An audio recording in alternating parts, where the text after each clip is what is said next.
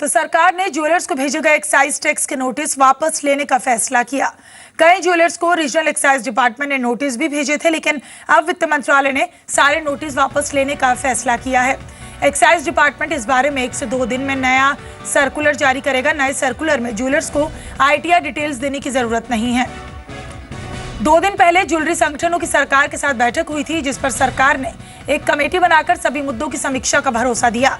Committee जल्द ही अपनी report सौंपेगी और सरकार के भरोसे के बाद ज्वेलर्स ने अपनी हड़ताल वापस लेने का फैसला लिया है। आलोक हमारे संवाददाता हमारे साथ जुड़ रहे हैं। आलोक, सरकार ने जो नोटिस वापस लेने का फैसला लिया है, इसको आप कैसे देख रहे हैं और ज्वेलर्स के लिए कितनी राहत की बात ये हो सकती है?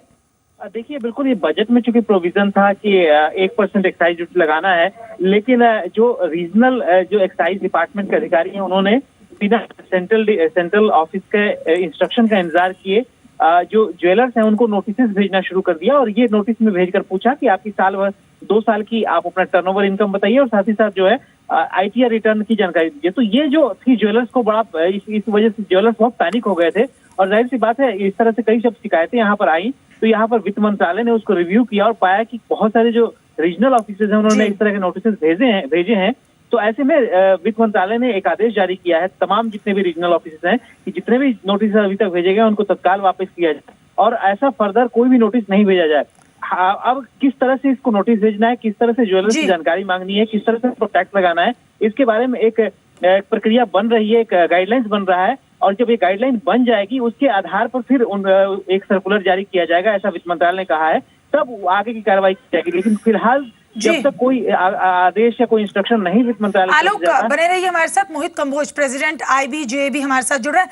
मोहित, आपसे जानना चाहेंगे कि सरकार की तरफ से अब ये जो सर्कुलर नोटिस वापस लेने का कदम उठाया गया है, आपके लिए कितनी राहत की बात है पूरे ज्वेलर एसोसिएशन के लिए? देखिए, मैं कल से ये बोल रहा हूँ, परसों सरकार ने पूरा आश्वासन दिया है। अभी कुछ ही देर में पूरा जो परसों की मीटिंग हुई है उसका भी नोटिफिकेशन आ जाएगा कि किसको भी हैरेसमेंट नहीं होगा। और किसी भी अगर रीजनल ऑफिस ने किसी के नाम पे भी नोटिस निकाला है, वो कुछ तो फेक थे और जो फेक नहीं थे ओरिजिनल थे, वो पूरे वापस हो गए हैं।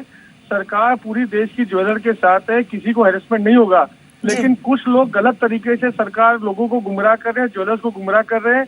मैं सबको ये बताना चाहूंगा, सब शांति बना के रखे, अपनी दुकानें खोले, धंधा दोबारा करें, सरकार उनके साथ है और पूरी तरह से उनको कोऑपरेट किया जाएगा। थोड़ी देर के अंदर दूसरा नोटिफिकेशन भी आने वाला है। जी, बहुत शुक्रिया कंबोज जी हमसे बातचीत करने के लिए। तो ज्वेलर एसोसिएशन भी सरकार के इस फैसले का स्वागत कर रहे हैं।